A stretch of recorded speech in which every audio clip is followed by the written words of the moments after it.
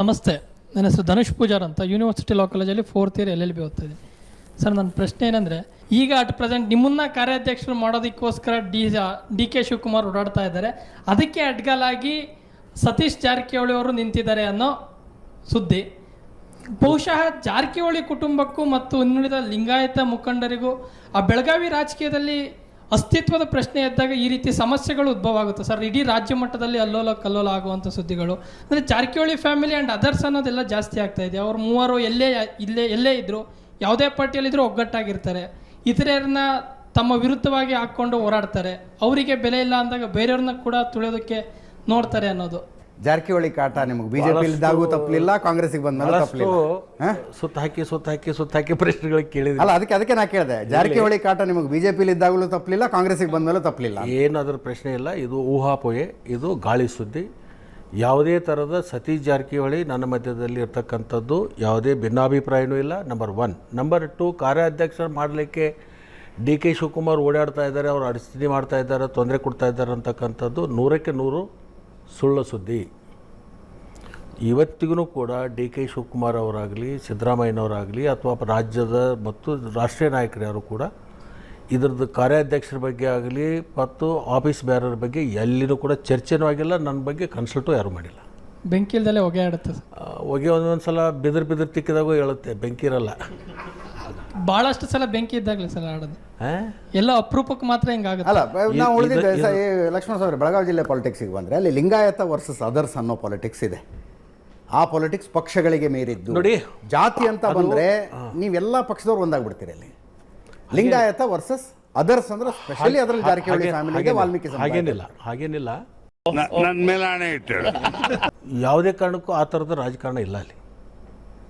ಭಾಳಷ್ಟು ಜನರಿಗೆ ತಪ್ಪ ಗ್ರಹಿಕೆ ಇದೆ. ಲಿಂಗಾಯತ್ ವರ್ಸಸ್ ಅದರ್ಸ್ ಅಂತಕ್ಕಂಥದ್ದಿಲ್ಲ. ನನ್ನ ಕ್ಷೇತ್ರದಲ್ಲಿ ನನಗೆ 1,32,000 ಓಟ್ ಬರಬೇಕಾದ್ರೆ ಯಾವ ಕಮ್ಯುನಿಟಿ ಇದೆ? ಎಲ್ಲ ಕಮ್ಯುನಿಟಿಯವರು ನನಗೆ ಮತಗಳನ್ನು ಕೊಡ್ತಕ್ಕಂಥದ್ದಿದೆ, ಮತ್ತು ಅಲ್ಲಿನೂ ಕೂಡ.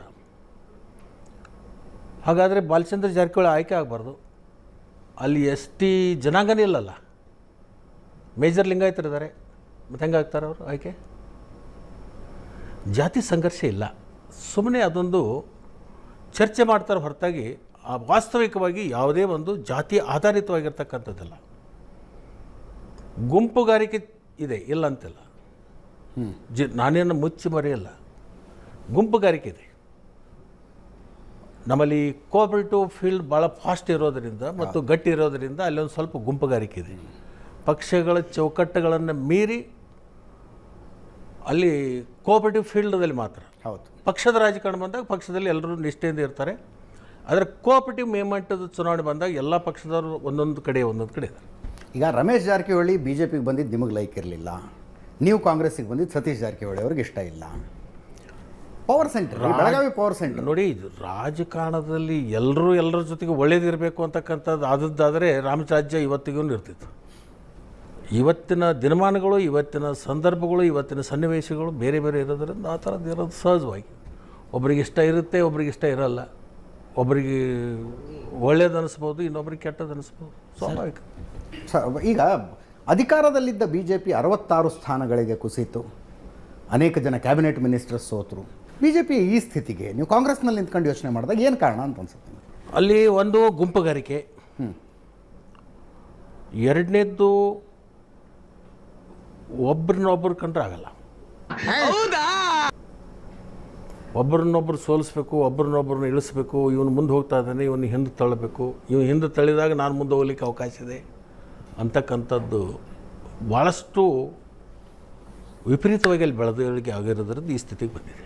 ಗುಂಪುಗಾರಿಕೆನೇ ಕಾರಣ, ಭಾಳಷ್ಟು ಗುಂಪುಗಾರಿಕೆ. ಆವಾಗ ಹೇಳ್ತಿದ್ರಲ್ಲ ನೀವು, ನಿಮ್ಮ ಪಕ್ಷದವ್ರನ್ನ ಯಾರ್ಯಾರನ್ನು ಸೋಲಿಸಿದ್ರು ಅಂತ. ಯಾರ್ಯಾರನ್ನು ಸೋಲಿಸಿದ್ರು? ಸೋತವ್ರನ್ನ ಕೇಳಬೇಕು, ಅವ್ರಿಗೆ ಭಾಳಷ್ಟು ಅನುಭವ ಇರುತ್ತೆ.